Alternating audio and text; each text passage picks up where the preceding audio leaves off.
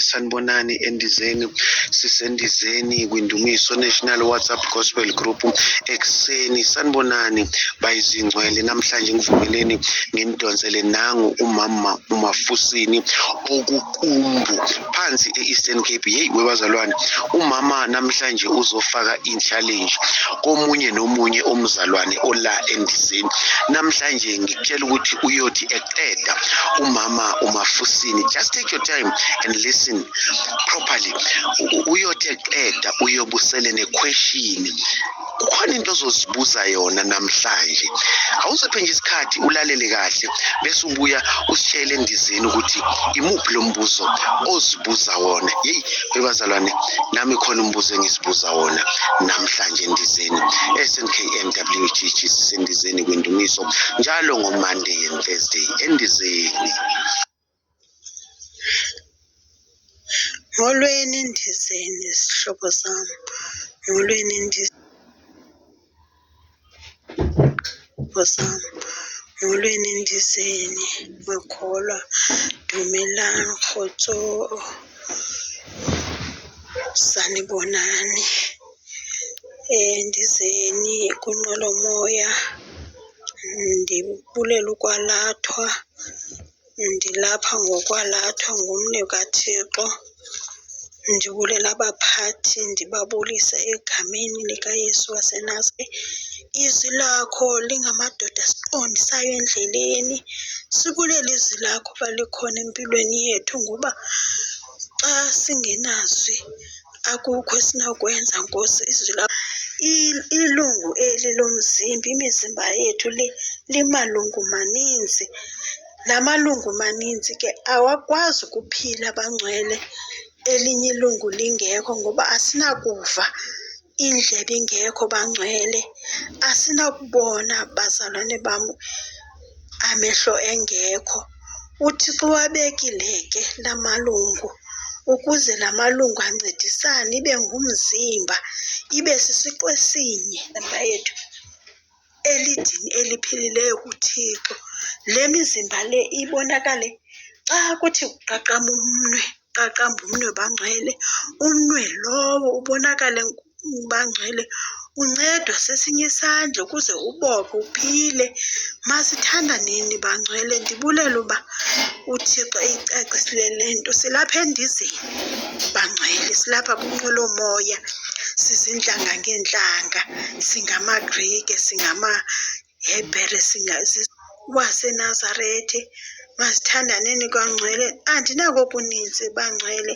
Nalizwi likaThixo lisibonisa into ezininzi ukuba asinophila. Umprofethi akakwazi uphila yedwa, umfundisi akakwazi uphila yedwa. Uphila emzimbeni kaThixo, emzimbeni wethu bangcwele, ukuze sithi Nkulunkulu omhle, nathi xa kubonakala Nkosi ongileyo eshumayela umfundisi, sive ngendlebe ezisemzimbeni bangcwele.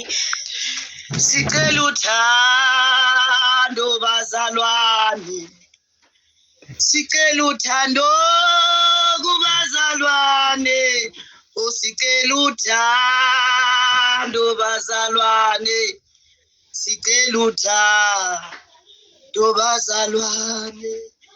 Amen. Glory to Jesus.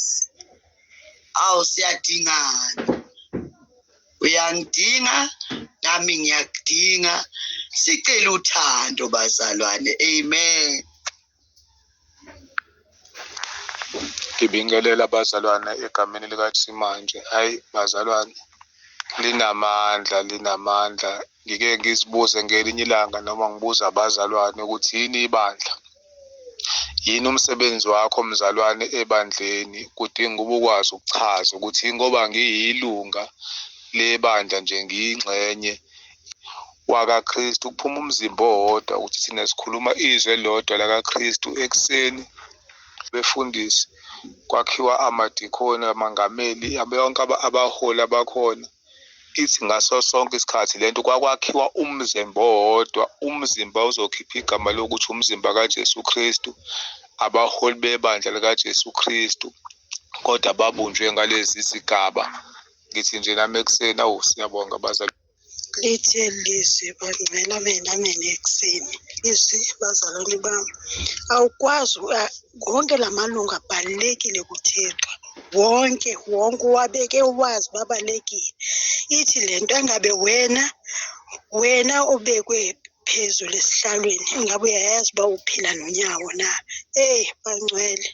Angabe wena mpostile uyazazi uphila nomprofeti. Angabe wena mprofeti uyazazi uphila nomfundisi. Angabe mfundisi uyazazi na uba uphila nezisebenzi.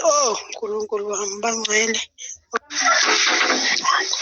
Ukuthula makuhlangane nabazalwane endizeni ntambama. Babushongwe ngisele nombuzo nami ilanga selishona nje ukuthi yini ekwakheni umzimba kaKristu oyibandla. Uma ngilokhu engiyikho ngilelo lungu emzimbeni kaKristu, kepha since ngilelo lungu ngenza wona umsebenzi engibekelwe wona ekwenzeni noma ekucompleteni umzimba kaKristu, ngoba ngingaba isandla emzimbeni kepha uthola ukuthi ngibhizi nomsebenzi owenziwa zinyawo, ngibe yiso kepha ngenza umsebenzi owenziwa yindlebe, angenzi umsebenzi walento engibekele yona. Bathi ngixobana nabazalwane ngenza into engingabekelwanga yona ukuyoyenza emzimbeni kaKristu, ngoba kubuhlungu ukuba senze umzimba kaKristu kodwa wena ungumzimba kaKristu ukuze ungahlanga.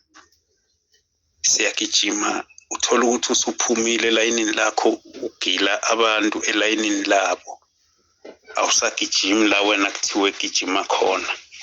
Yiyo lifundise kahle kusile mholi, uNkulunkulu ukhulume kahle. Bazalwane, uthi babindaba asilalelisise kahle. Makaceda lapho uthi ufuna ukuzwa ukuthi ngamunye wethu yini i-question kule nkonzo yanamhlanje esele engqondweni yomuntu.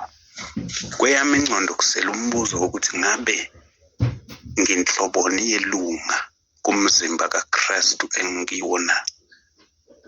Ile lunga elithi elinye imali ubuhlungu lingayithathi indaba yalo, noma ngile Sanibonani mina ntambama ethandwa sisizulu, sanibonani. Siyabonga mama Livile namhlanje. Yazi mawuthi ubaba ngeke ahambe yedwa, unomzimba, usho thina le mzimba esile kumele sincedaneni. Hayi uyibekile sithandwa sisizulu, ngiyakuzwa kahle sithando, kumele sincedaneni. Inqola ngeke ihambe iyodwa ingenakhanda, ikhanda liyahamba lilodwa kodwa lifi inqola ingekho. Amen bazalwane, ngiyabingelela nami entambama nje endizeni ebhabha phezulu bazalwane. Ukuthi yiwo abalekile kunelinye, ilapho ke bese sekutholakala ukuthi khona lamanye amalunga bese ayathula bese seliyaphi ibandla likaNkulunkulu. Kodwa manje bazalwane sekudingeka thina ukuthi akuyibheke ukuthi wena ngabe ekwakheni ibandla likaNkulunkulu uyilifi leli lunga. Ngabe wena uma elinye ilunga ubona ukuthi liyancikaza, uyakhona yini ukulisiza? Ngabe wena uyakhona yini ukulekelela elinye malicwila ukuze ukuthi nalo libhalanse oliphakamise phambili? Manje bazalwane, incwadi namuhla kahle isho ukuthi uma sakhe ibandla likaNkulunkulu siyadingana ukuthi ingazi ukuthi singaba nalo uthando, sibe nalo ukubambisana, sibe nalo ibandla likaNkulunkulu. Kodwa kudinga ukuthi ingazi ukuthi singabambana bazalwane. Sengazi ukuthi uNkulunkulu angangigcina bazalwane, angiqinise nonke, anipha amandla ngegama lakhe linamandla kusube phakade. Amen.